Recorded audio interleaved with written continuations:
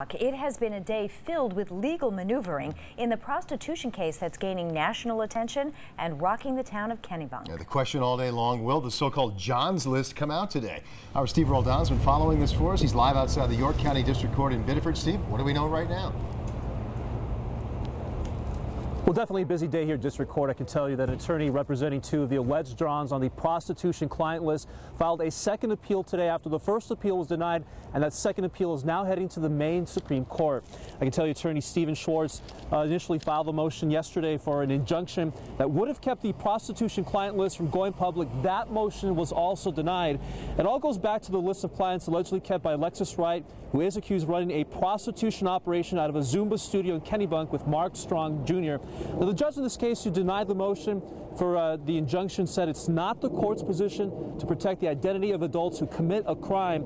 But the attorney for John Doe number 1 and John Doe number 2 is hoping a higher court disagrees. I think we have an uphill battle. I think the weighing and balancing that the courts will make will be transparency of government administration and freedom of the press versus the transitory rights of people who are accused of crimes. In this particular case, we believe that it will create a public spectacle, which is something that the U.S. Supreme Court has found to be an issue on prior restraint of press on occasion. And we believe that it just has the tremendous likelihood of damaging families and trickling down really to affect kids. Now, we are told it's highly unlikely, but the Maine Supreme Court could rule tonight. But as of right now, as we said, one of the attorneys we spoke to earlier says it's not likely to happen. So as of right now, no real timeline of when we expect a ruling in this case. Now, the big question right now is when this client list will be released. I'm going to send over to my colleague Brad Rogers, who's continuing our team coverage over in Kennebunk. And Brad, what can you tell us as far as that goes? Well, not today, Steve. At 4:15 this afternoon, Kennebunk police released a statement saying that Okay, thanks.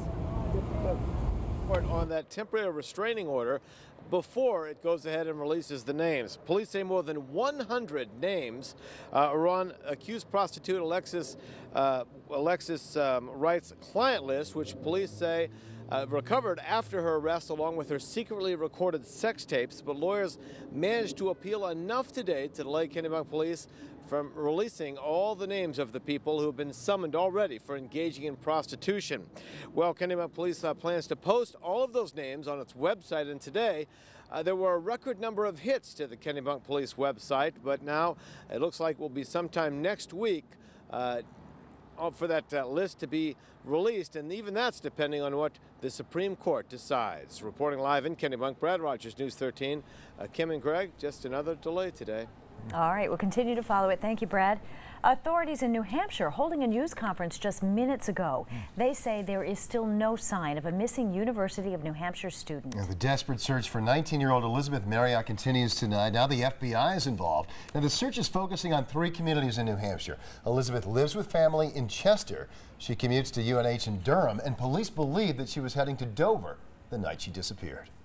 It's the parents' worst nightmare. Absolute worst nightmare. I mean, it's indescribable. Robert Marriott is living this nightmare. I would not like nothing more than her to call up and say, hey, Dad, here I am, come get me. But no one has seen or heard from his daughter Elizabeth since Tuesday night. He's now offering a $10,000 reward for information leading to her safe return. I'm obviously worried. It's been a couple days. I'm hoping we can come up with a car soon. Police say Elizabeth Marriott went to class at UNH in Durham on Tuesday evening. She then texted someone to say she was heading to a friend's house in nearby Dover after class. But Elizabeth never made it there. Loved ones say disappearing is totally out of character for Elizabeth. They call her Lizzie. Lizzie's just fun, outgoing, a ball of energy. She's everybody's best friend, and she'll do whatever you ask, and she's always got a smile, very focused on her school. The Chester Police Department is now the command post for this investigation. Elizabeth is from Massachusetts, but she lives with an aunt in Chester so she can commute to UNH. Besides police coming and going from here today, family and friends are gathering here too. Please, everybody, pray for a safe homecoming for Lizzie. Friends are helping police with the search, and they've also printed thousands of flyers. They're putting these up throughout Chester, Dover, and Durham. Basically trying to get as many posters out as we can. Robert Marriott is thankful for the outpouring of support and is praying for his daughter's safe return. She's bouncy, she's full of energy, always usually has a smile on her face. And all this father wants is to see that smile again. In Chester, New Hampshire, Kate Barker, News 13. Now, Elizabeth Lizzie Marriott is 19 years old. She's about 5'5", 130 pounds. She has blonde hair, blue eyes. She was driving a 2001 tan Mazda Tribute with New Hampshire license plates, the plate number 304-5397. If you have any information, you're asked to call police immediately. We've also placed all of this information on our website, WGME.com. An update tonight on a bank data loss case affecting TD Bank customers. Representatives for TD Bank tell the Maine Attorney General's office that the personal information of 35,000 Mainers may be compromised. That information may include Social Security numbers, bank account numbers, birthdays, and driver's license numbers. Although that breach occurred in March, TD Bank did not begin notifying customers until a couple of weeks ago. Representatives for the bank say they held off telling customers pending an internal investigation. An attorney for convicted killer Dennis DeShane says new DNA testing points to an alternative suspect in his decades-old murder case. That lawyer says he is awaiting further analysis and likely will request a court conference to determine whether a new trial is warranted, something prosecutors have said is not needed. DeShane is convicted of killing 12-year-old Sarah Cherry of Bowdoin in 1988. He's been sentenced to life in prison. Oh, Lisbon police are identifying the man who they say is the suspect in a convenience store robbery that happened in the town.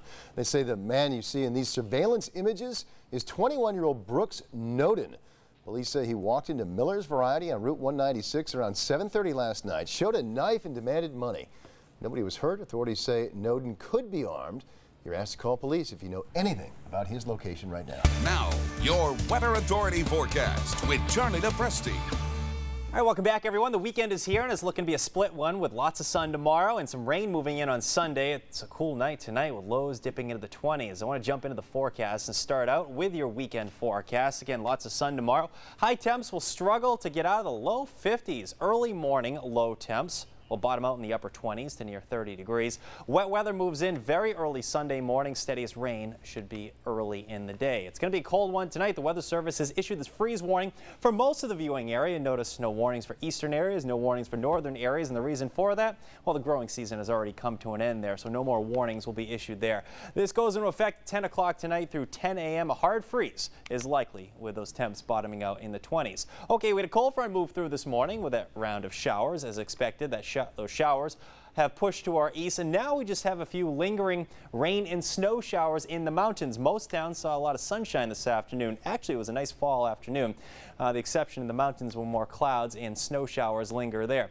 Notice as we go up into the mountains, there are a few spotty areas of rain and snow showers. The pink or purple color is a mixture of rain and snow. As you head up into the Mount Washington Valley, we're actually seeing a little bit of snow occurring on the peaks. The Mount Washington Mount Washington Auto Road had enough to plow the road there at 4,000 feet in elevation today. So a wintry scene up on the mountain today. Here's a look at that cold front that has shifted to our east. That front will continue to push off to the east. It's that northwesterly wind that's diving south out of Canada that's ushering in the colder temps. Again, lows tonight will bottom out in the 20s, but believe it or not, 3 days later, by Monday, we're going to be looking at highs near 70 degrees. So only in New England, right? We start with temps in the 20s very early tomorrow, near 30 degrees at the coastline with lots of sunshine, a gorgeous sunny day. I think tomorrow is going to be a nice fall day. Any outdoor plans? I think we're in good shape. Just make sure you bring the jacket, particularly early in the day. 2 o'clock in the afternoon, temps a good 10 degrees below normal. High temps around 50 degrees. Notice a few high thin clouds approaching from the west. Those high thin clouds are in response to a warm front. Ahead of that warm front, we have some precip breaking out for some rain for most of the area very early Sunday. But that blue color you see right there, that's a little bit of wet snow up near the Canadian border. A few inches of wet snow are possible before the changeover to rain, and that will only be confined to northern areas. I don't want to worry anyone yet. It's not like last October. We're not looking at the big snowstorm in October or anything like that. Just a little bit of wet snowflakes before that changeover in the mountains only. 9:30 in the morning, it is a chilly rain. It's a cool, wet, raw day on Sunday. Temps in the upper 40s and low 50s. Those temps will slowly rise throughout the afternoon into the upper 50s as that warm front pushes north. We call this the warm sector. As the warm front pushes north and we're still waiting for the cold front, temps should warm into the 60s to near 70 degrees. That's 1 o'clock in the afternoon of Monday. See that line of showers? That's all associated with a cold front. There's the chance for a few showers late in the day on Monday. Monday's our warmest day in the 7-day forecast. Tomorrow's the best day of the weekend. Sunny skies, high temps around 50 degrees. Tonight's the coldest night in the 7-day forecast with overnight lows bottoming out in the 20s. Now as we head into Sunday, again some rain moves in that day, particularly during the morning hours. As we head into next week, temps look a little bit cooler than normal with highs in the 50s, overnight lows slipping into the 30s again. That's the way things look tonight. Greg, the good news in the forecast here, we actually have no more mosquitoes to worry about with the overnight lows in the 20s tonight. There you go. You found the upside of the sort of cool, wet weather we've been having. Cold, I should say, not just cool. We're going to freeze tonight, huh? Yeah, it's going to be a cold start to the day, but I think a nice fall day on Saturday. Sounds good. All right. Thanks, Charlie.